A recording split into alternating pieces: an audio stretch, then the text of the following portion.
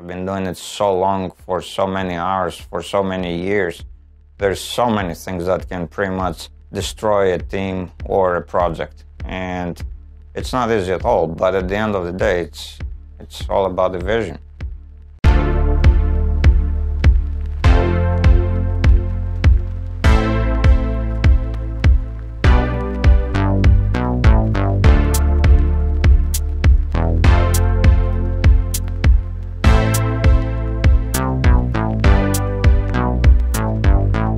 My name is Myron. I'm president and founder of Helm Systems, the creator and developer of the SoulKeeper and the SoulKeeper VR. My gaming career as a gamer started back in the late 80s when I was a kid. I remember playing computer games on my XT PC back then, on CGA graphics, you know, those blue, pink, green. It was funny, but still it was good times, you know. And I remember playing through all the kinds of classics from Sierra, like Police Quest, Space Quest, Leisure Suit Larry. Although I was probably too young to be playing that, but still it was fun. You know, my first experience with first-person shooters was WOLFENSTEIN 3D. And I remember playing that, and I were, wow, I'm actually the character playing that game. Which, oddly enough, I had that moment also when I tried a VR headset for the first time, but we'll get into that later. I loved the aspect that they could transport me somewhere else in a different timing period. For example, I remember playing Monkey Island, right? And I loved the fact that I really felt like I was in the Caribbean back in the 1700s, whatever it was, you know, even though it was a comedic game, you know, it was having a lot of fun, you know, but still I felt like I was traveling places. And I always thought it would be cool if you could create your own game. But I sincerely started, you know, being serious about it in around 2000. There was this game from Human Head Studios called RUNE.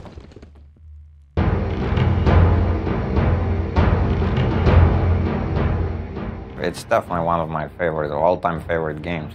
And fun enough, you know, I'm more like of a single-player gamer, right? But for some reason, RUNE was played by me only multiplayer. Like, I never played the actual single-player campaign they had. I don't know why. Probably because the multiplayer was that much fun. And I remember, you know, playing multiplayer RUNE, and then we had suddenly custom maps that were being played. And I was like, how the heck did those guys do that? You know, I want to do this. It's so cool, you know, you can modify the rules of the game in a way, plus, you know, you get nice environments and everything that the vanilla version of the game doesn't necessarily have. There was this little application with the game, which was called RUNE. And that was basically RUNE's version of the Unreal Editor, because they were using Unreal Engine 1 back at the time. So I started playing around with Unreal Tournament and the Unreal Editor for both RUNE and Unreal Tournament. And before I knew it, you know, I started pretty much designing my own levels. Two in particular I remember was my very first one, which was called the Death Bowl. It was kind of like an arena, like a Colosseum, but in a bowl-shaped structure. So that actually made the gameplay a little bit more strategic, because if you were a little bit higher, you had more chances of chopping somebody's head off. And actually that made the battle between players much more interesting, even though it looked like crap. But it played well. And then another one I remember where I really pushed the envelope as much as I could with this one. It was one of the very few maps at the time that would feature both indoor and outdoor areas. And it was kind of like a castle, you know, and there was like a nice sunset in the background and stuff like that. People liked what I put out there, so of course that motivated me and I kept going. And eventually, I joined one of those sites and I was running this site. I was the director for that site. The site was created by a very good friend of mine from England. His nickname back then was Thor. Everybody was going by the nicknames. Mine was Darthlux. Whatever. And what we were doing, besides posting news related to the game, we would receive materials from the community, like custom maps, custom mods, custom models, you know, everything, and review them. One thing led to another. I had built quite a reputation, and then Human Head themselves assigned me as director for the official side of the RUNE editor. So I was pretty much, you know, writing tutorials and things like that. That's pretty much what got me into game development. So I started off as a level designer. The first gig I got, you know, in the games industry was in 2002 as a contractor for Sony Latin America down here in Miami. It was very hard to find anybody that was even remotely related with the games industry or had even any knowledge whatsoever regarding games. They actually knew that I was involved, so somebody asked me if I would be interested to go on their behalf to E3 in 2002. So obviously for me, that was a no-brainer, you know, I definitely said yes. And I remember flying all the way to LA, attending E3 for the very first time ever, attending all the panels I wanted, seeing my idols, you know, my game development idols. That was cool though, you know, I mean, that was my very first interaction with the gaming industry. And I was quite young at the time, so for me that was amazing. At the same time, I have to admit that it made me reconsider how confident I should have been with myself. Because up to that point, I wasn't that confident that, you know, I could actually develop content adequately enough. But after, you know, attending all those workshops and hearing some really experienced giants of the industry talk about their processes and their workflows, I realized that I knew more than I thought. Of course, you know, there was still a lot to learn. There's always a lot to learn no matter what, even nowadays. But still, I realized that I knew more than I thought and that I could do more than I thought. And that's actually when I decided that I want to form my own team and start creating something that I want.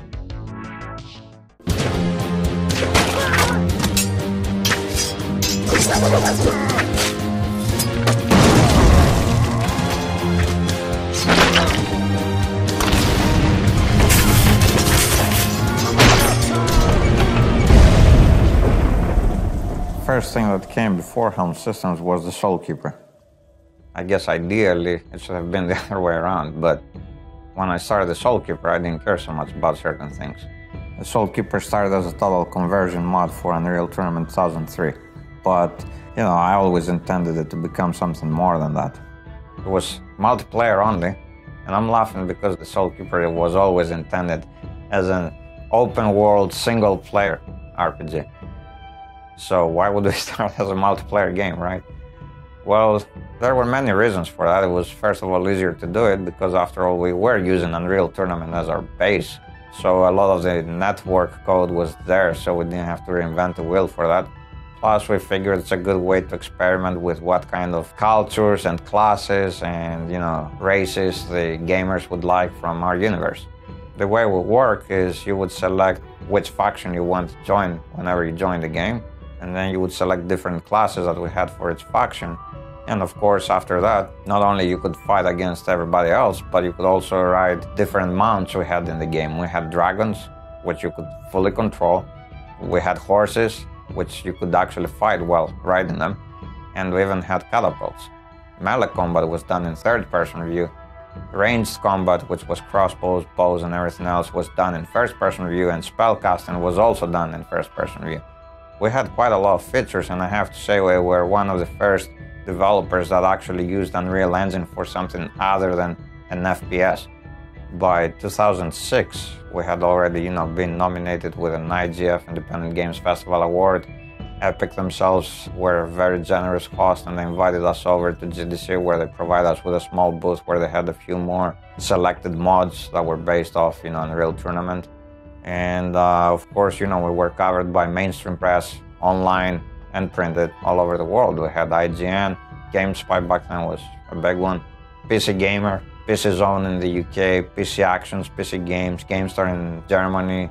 We had people from other countries that we had no access to whatsoever, you know, telling us that they saw our game featured in mainstream magazines in their country. So, you know, we got a lot of recognition. And I remember actually in 2005 when we released the first version of the mod, we had within 2 weeks 25,000 downloads on Fire Planet, which was the most popular download platform at the time for games. That was a big deal because back then our mod was 1 gigabyte. You know, most people didn't have broadband connections, so downloading 1 gigabyte, you really had to think if you want to commit to that or not. And we were among the top 25 most downloaded files on File Planet, right along, you know, with the patch for World of Warcraft. I wish we could get paid for, you know, every download back then. That wasn't the case. But still, you know, it was a great experience. And of course, it attracted a lot of attention from publishers. And I'll be honest, from the day I started the mod, that was my goal no matter what. I never created the mod just to create a mod. I had a very specific plan in my head, but I first had to gain the experience. Obviously, we want to take the game to the next level and, start being professional about it. So, after the mod days were done, for us, our next step would be to probably get a publishing deal, because that's the way the industry worked back then. We started negotiating as Helm systems with the publishers, and not just as the SoulKeeper team. And we were very close to that. We actually got to meet a whole bunch of publishers, I remember meeting in luxurious, prestigious hotel suites in San Francisco during GDC with some publishers, and things were going well with some of them. With others, sometimes you would pitch your game to a publisher and you would never hear back from them. That was very common. Or sometimes you would have to fly all the way to GDC, at your own expense just to be shut down, So you would be like, okay, so I just spent $4,000, come all the way here for what? So, we've seen it all, but, ultimately we were getting some very good reactions from some publishers, and we were very close to closing a deal until, of course, the financial crisis, which was the result of the housing bubble, which led to a huge recession, if you guys remember. That actually kind of messed the deal up, because that was a time where publishers were shutting down their own studios. And I remember very clearly talking to one publisher representative and him telling me, look, man, I don't know what to tell you. Maybe next month I won't have a job myself. I don't know what to tell you. We're shutting down this studio and that studio, and, we love your game. We really want to fund you, but no go. And, that was a very difficult moment for us, because at the same time, licensing an engine, which was a prerequisite for you to commercially release a game, was way beyond anything an indie developer could afford. So between the period of 2009 and 2012 is when we decided the best way to go was to develop our own engine, and that we did. But, of course, with engine development, you have more problems, because not only you're not focusing on your game, which was your goal to begin with, but at the same time, you need to develop a whole bunch of tools that the rest of the team can use. I remember, if you want to add a light in your level, you had to manually script that in. And I was comfortable with that because I have a computer science background. But, the artistic side of the team was definitely not comfortable with this. One thing I learned through the years, to be honest with you, is to be very resourceful. When you learn to be resourceful because you don't have that many resources to deplete, you learn to do certain things in a way that is more effective and cheaper, actually. Through the years, I have taken contract work here and there. Most notably, we worked, for example, with the aerospace industry. And actually, that was for a VR-based product.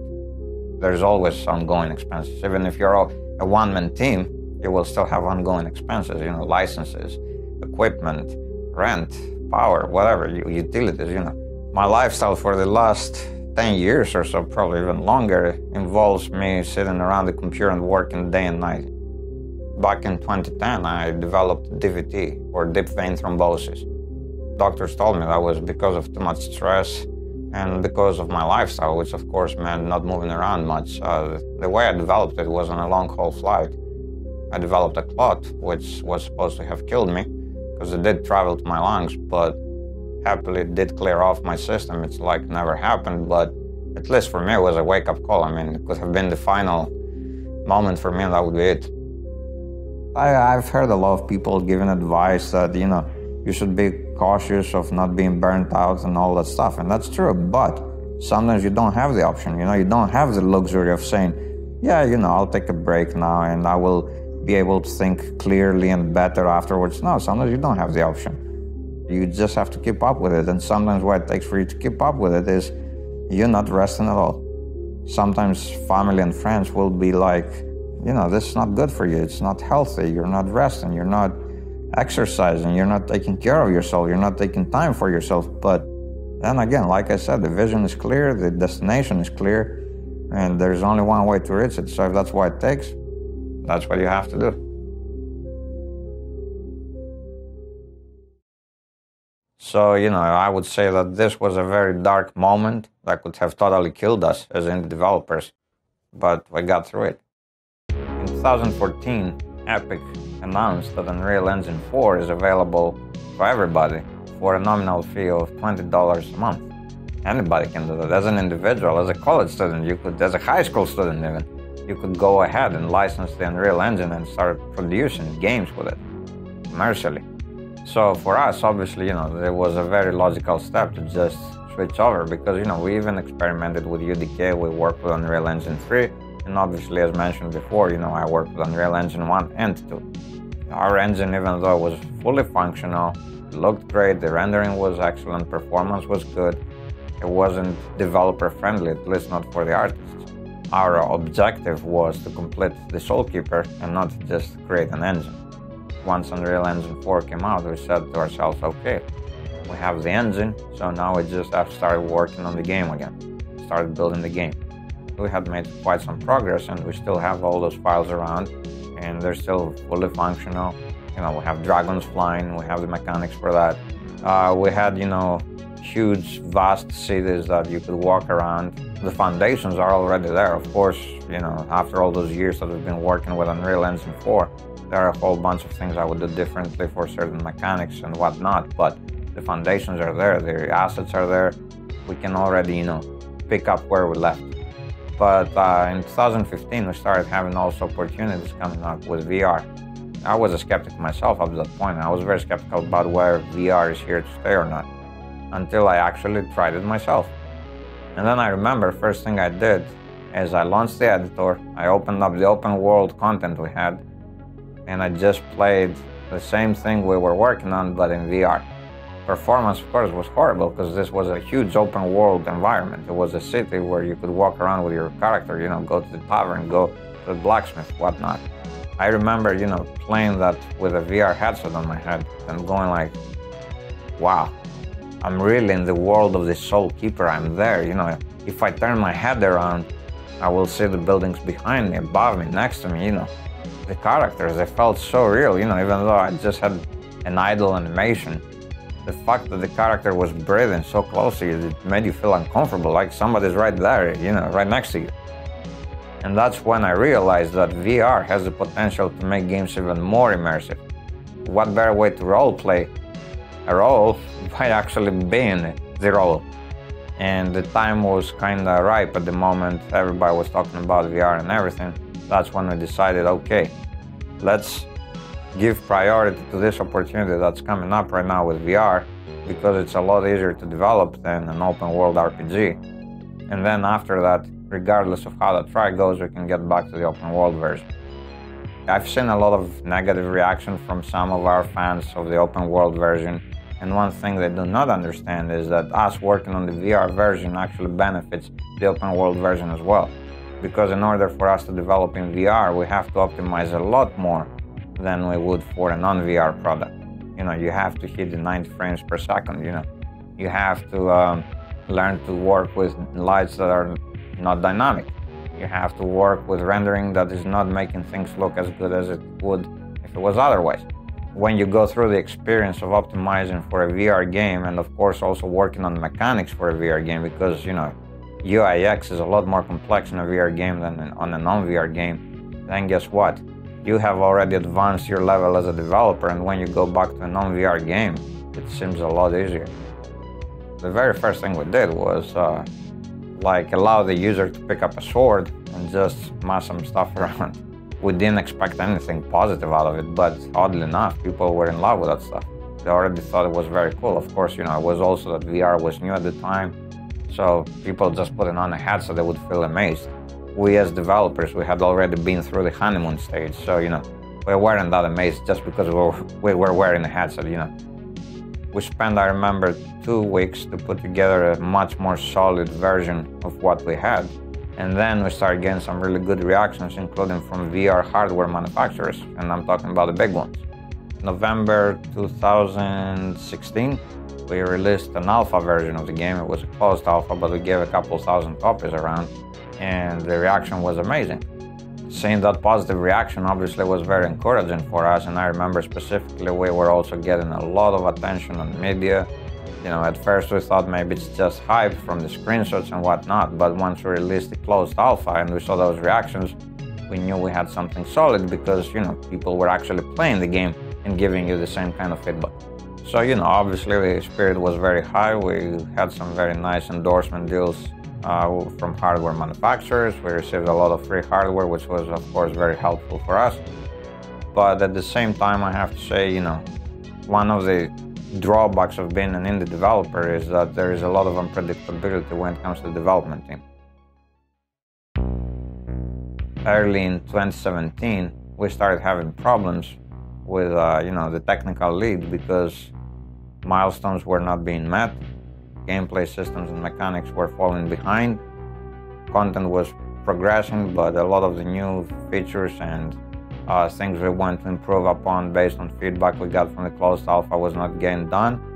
And that was, you know, it was a huge problem for us because part of the team was really working towards completing what we had to complete in order to release, and a small part of the team was not. So I approached him and I said, look, what's going on here? You know, like, let me know. Maybe you've been burned out. I understand that. You know, it's been a long time we've been doing this. So maybe something bothers you. Maybe you're tired. Maybe whatever. So he just told me that he had some personal issues that he had to take care of. That's fine. But then I discovered, just by accidentally looking at his Steam profile, that he had like in 2 weeks 80 hours of playtime. 80 hours in 2 weeks is like a full-time job.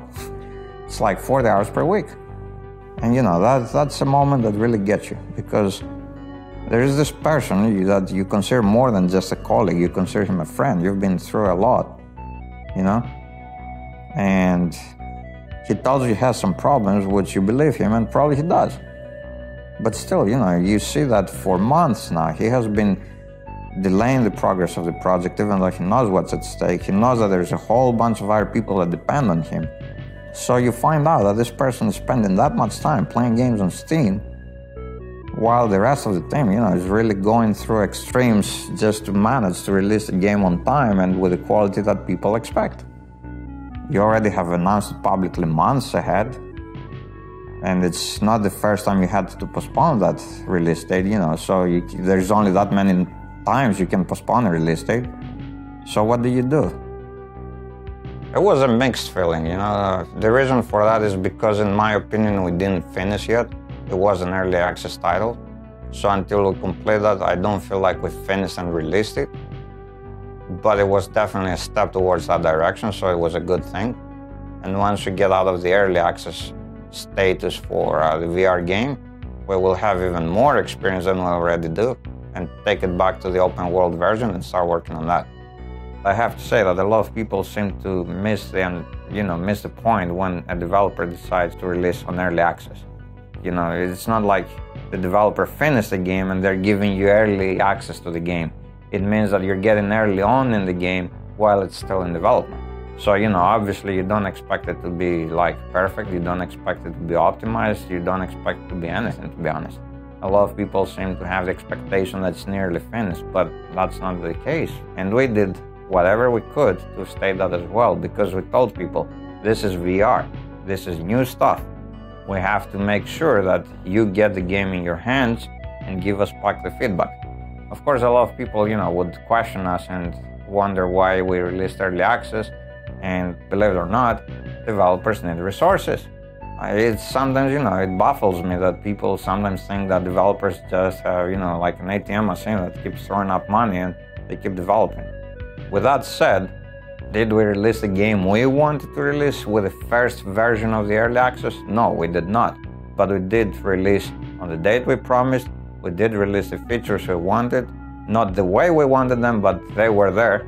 But, you know, that's why it's an early access title, so that you can give us feedback, and we can also use the resources so that we get the feedback, we get the resources, put it all back into the game so that the next update of the early access title is much closer to what the gamers want and, of course, to what we want.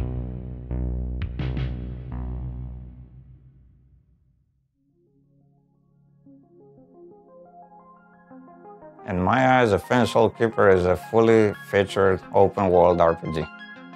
The ideal situation is that one day you can visit all those places, interact with all the cultures we have, you know, live all the history and all the events that we have already recorded through the years for our lore.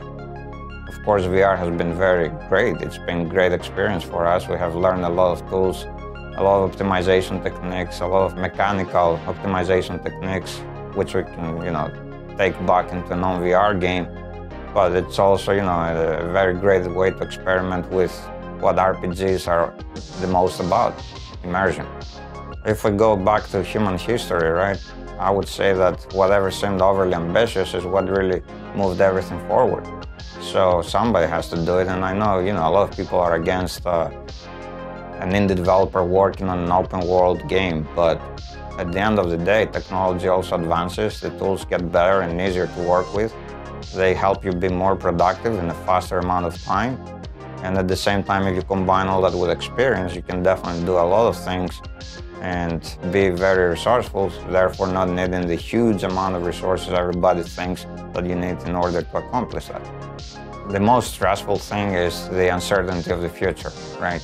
Because I think everybody that's doing a decent amount of effort on something, they're always worried about whether this effort was worth it or not. It takes a toll on you. It's definitely very challenging. It's definitely, putting your character to test.